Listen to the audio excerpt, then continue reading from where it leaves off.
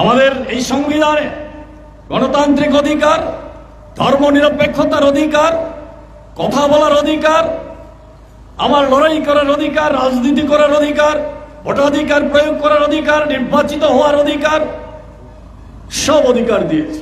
মত প্রকাশ করার অধিকার, ধর্মনিরপেক্ষতার অধিকার, আজকে একটা একটা করে ধ্বংস করছে। যদি ধর্মনিরপেক্ষতাই না থাকে, আমাদের দেশের এই যে হিন্দু, মুসলিম, বৌদ্ধ, খ্রিস্টান, জৈন, অন্যান্যরা কি করে থাকবে? আজকে বিজেপির নেতৃত্বে এই হিন্দুত্ববাদকে প্রতিষ্ঠিত করার জন্য ধর্মীয় সংখ্যালঘুদের উপর ভয়ঙ্কর আক্রমণ নামিয়ে আনছে। সংখ্যালঘু, মুসলিম, খ্রিস্টান, অন্যান্যরা তারা আজকে এদেশের নাগরিক হয়ে স্বাধীনভাবে বসবাস করতে পারবে কিনা প্রশ্নের সম্মুখীন। সব ধর্মের মানুষ তাদের মন্দির, মসজিদ, তাদের উপাসনা রক্ষা করতে পারবে কিনা এই সংকটের মধ্যে এসে দাঁড়িয়েছে হিন্দুত্ববাদকে প্রতিষ্ঠিত করার জন্য। তাই আজকের এই পরিস্থিতি যদি হয়, ধর্ম নিরপেক্ষতার চরিত্র নষ্ট হলে আমাদের দেশের সংখ্যালঘু অংশের মানুষ তারা কোথায় যাবেন? কি করে থাকবেন? পৃথিবীর মধ্যে দ্বিতীয় বৃহত্তম এই মুসলিম প্রধান দেশ হচ্ছে ভারতবর্ষ। আর আজকে এদেশের মধ্যে প্রশ্ন এসে দাঁড়িয়েছে, সংখ্যালঘুর মানুষ, মুসলিমরা, অন্যান্য ধর্মের মানুষ থাকতে পারবেন কিনা? আমাদের এই সমস্ত এলাকার মধ্যে আজকে আশঙ্কা তৈরি হয়েছে। এই পরিস্থিতির মধ্যে দেশের গণতন্ত্র আক্রান্ত, ধর্মনিরপেক্ষ আক্রান্ত, সংবিধান আক্রান্ত। তাই এক সময়ে যেমন ব্রিটিশের বিরুদ্ধে ঐক্যবদ্ধ হয়ে কংগ্রেস, কমিউনিস্ট সবাই মিলে ঝাঁপিয়ে পড়েছিলাম দেশের স্বাধীনতা অর্জনের জন্য, দেশ স্বাধীন হয়েছে। আজকে স্বাধীন দেশের স্বাধীনতাকে রক্ষা করার জন্য আবার আমরা কংগ্রেস, কমিউনিস্ট, দেশপ্রেমিক মানুষ ঝাঁপিয়ে পড়েছি আমাদের দেশের স্বাধীনতাকে বাঁচিয়ে রাখার জন্য, আমাদের অধিকারকে বাঁচিয়ে রাখার জন্য।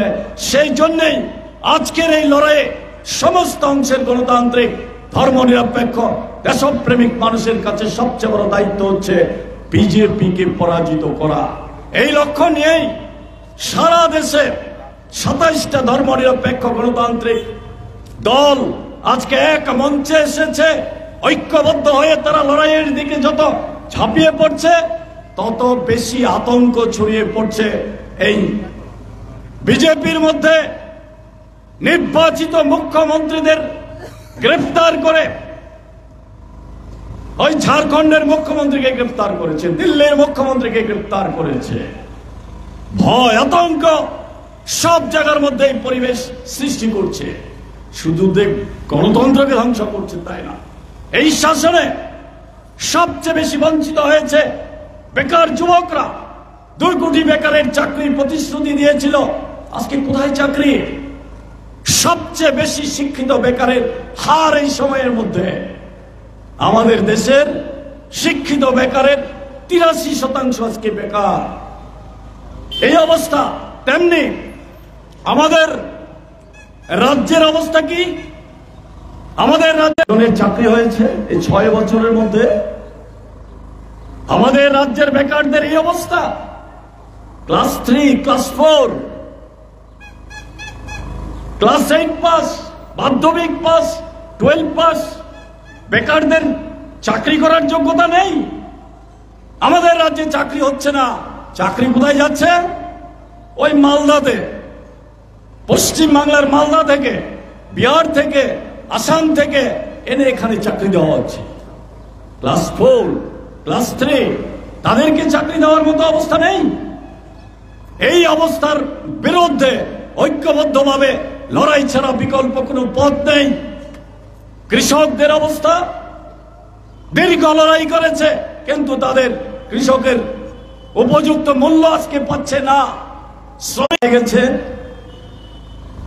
100 দিন কাজ করলে এখন একটা পরিবার 22,600 টাকা পাওয়ার কথা, আজকে কত পাচ্ছে? আমি রাজনগর ব্লকের খবর নিলাম, 34 দিন কাজ পেয়েছে একটা পঞ্চায়েত। 34 দিন, 35 দিন, 34 দিন কাজ করলে তারা টাকা পাচ্ছে 7,684 টাকা। 100 দিন কাজ করার জায়গায় 34 দিন কাজ করছে। কম টাকা পেল কত? 14,916 টাকা কম পেল একজন শ্রমিক। তাও 226 টাকা মজুরি ধরলে 226 টাকা মজুরি পায় না, 204 টাকা গড়ে মজুরি পেয়েছে। এইভাবে 14,578 জন শ্রমিক আছে রাজনগর ব্লকে। আর এদের সম্মিলিতভাবে কত টাকা কম পেল? এক বছরে 21,74,45,448 টাকা কম পেয়েছে এক বছরে রাজনগর ব্লক এলাকা। 21,74,00,000 টাকা। এই যে আমাদের বাজারগুলি শুকিয়ে যাচ্ছে, বিক্রি নেই, কি করে হবে? এই 21,74,00,000 টাকা যদি ভাগ করে প্রতিটি গাঁওসভাতে যেত আমাদের শ্রমজীবী মানুষের কাছে, তারাই তো বাজারে এসে নানা জিনিসপত্র কিনত। কিভাবে ঠকছে আজকে মানুষ, এই একটা মাত্র উদাহরণ। গোটা রাজ্যে উন্নয়ন স্তব্ধ হয়ে গেছে। কোথায় রাজ্যে উন্নয়ন?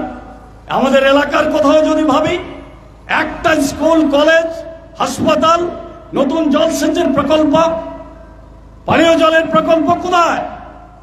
রাস্তা অবরোধ করতে হয় পানীয় জলের জন্য, রাস্তা সংস্কারের জন্য, বিদ্যুতের জন্য। বিদ্যুৎ আসে যায়, এই অবস্থা। এখানেও সিটাফাটা যা কাজ হয়, ওই যেভাবে নির্বাচনী তহবিল কালেকশনের নামে নরেন্দ্র মোদী হাজার হাজার কোটি টাকা কামিয়েছে। জাল ওষুধ, 2 নম্বরই ওষুধ, যে ওষুধকে নিষিদ্ধ ঘোষণা করা হয়েছে, সেই ওষুধ কোম্পানি 37টা ওষুধ কোম্পানির কাছ থেকে 1,000 কোটি টাকা নিয়েছে বিজেপি। 2 নম্বরই ওষুধ এখন বিক্রি করছে। মানুষ মরে যাক, বিজেপি টাকা পেলেই হলো। তাদের নির্বাচনী তহবিলে টাকা লাগবে।